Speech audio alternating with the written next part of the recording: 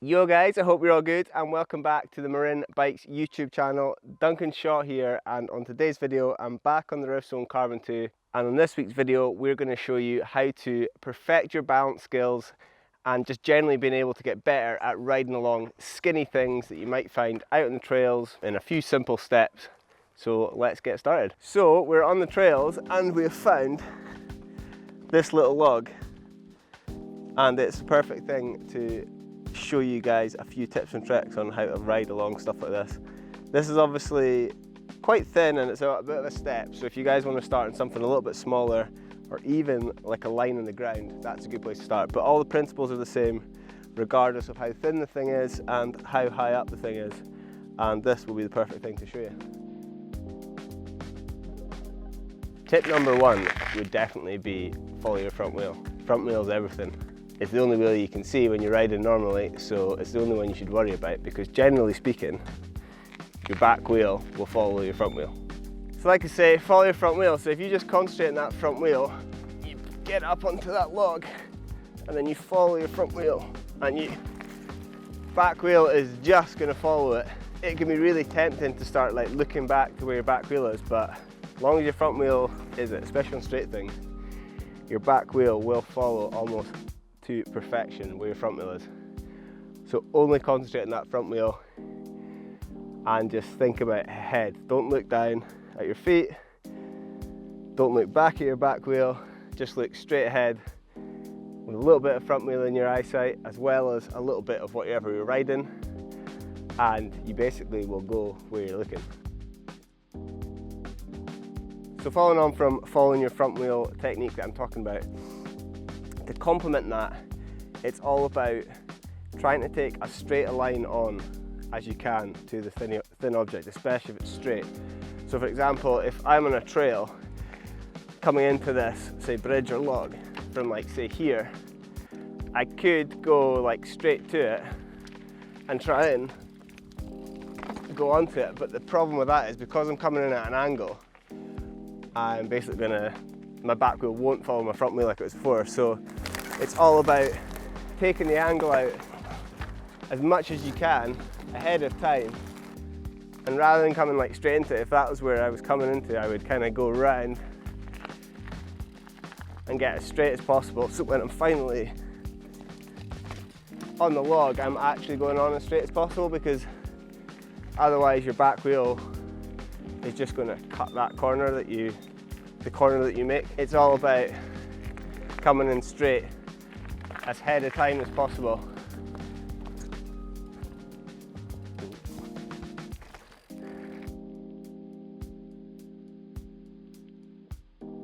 Speed's definitely a friend, because I'd find, although it makes it scarier, if I was to say suddenly do this slow, it basically means I'm on the log for longer.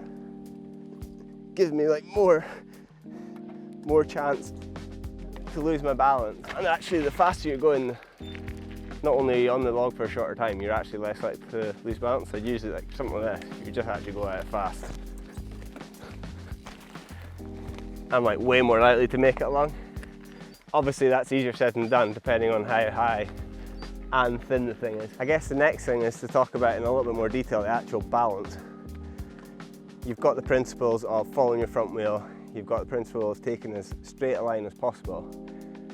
You now need to think about balance and what to do if you're maybe losing balance.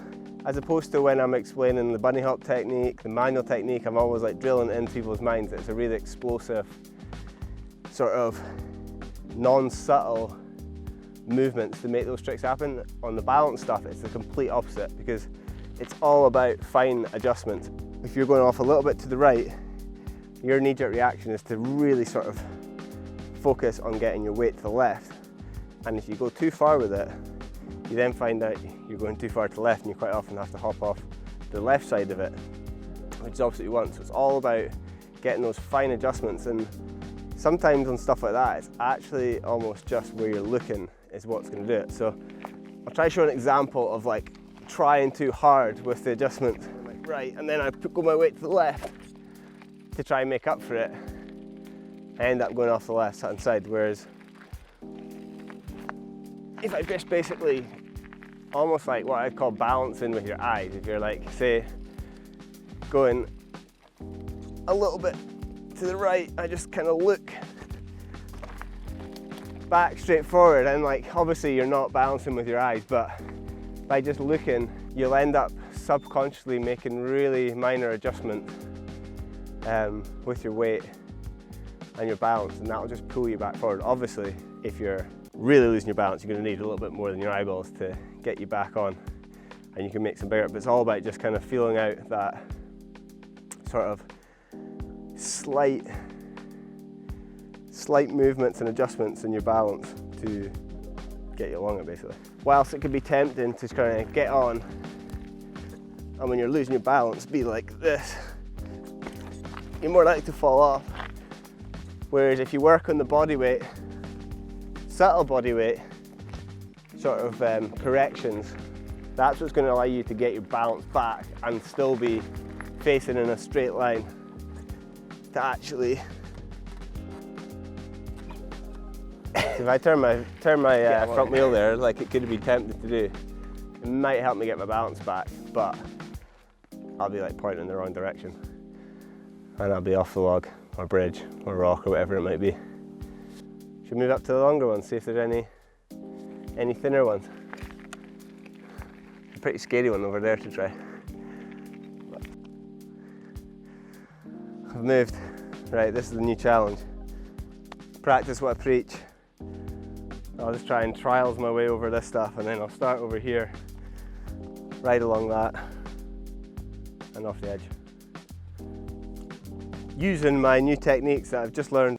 Skinny things are one of those things that are hard to do, but they definitely help you riding, I think.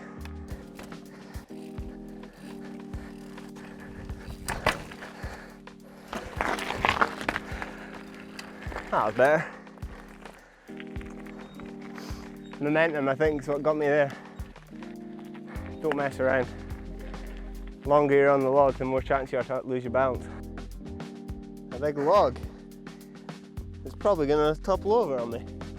Hop on it, and then just go. Going to channel all the things that I've just been saying. Go straight. Oh, it's wobbly.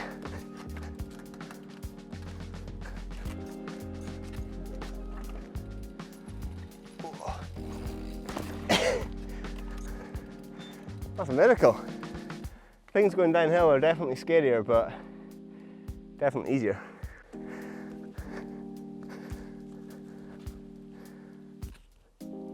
Tech. Double whammy. Right. Onto here, on the side, down, and then I'll just pedal off one, try and land on one of the logs or something. Oh, that's scary. That.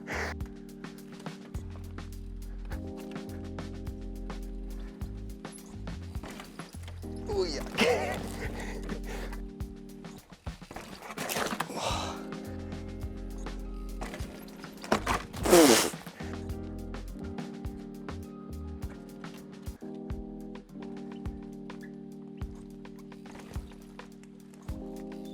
Oh. Real smooth. So we've moved away from the logs, we're now at a new spot. There's this bridge that I've had my eye on a few times over the last few weeks. I've driven past it. I don't even know how big the drop is. Higher than you'd want to fall off. In the water, but the water's about this deep. So yeah, I reckon I'll have to put my bike up onto it and try and ride along it.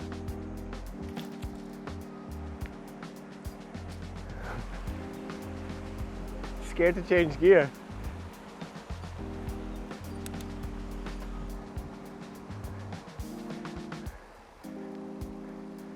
Oh man, it's scary. So, that is the end of the video. Sorry I'm not looking into camera. Thank you as always for watching. If you have any questions about the technique we just went through, please comment below and I'll be happy to get back to you. And if you have any questions on the bike, hit the guys up and I'm sure the guys at Marin will be happy to help. Catch you next time. Get me off this thing.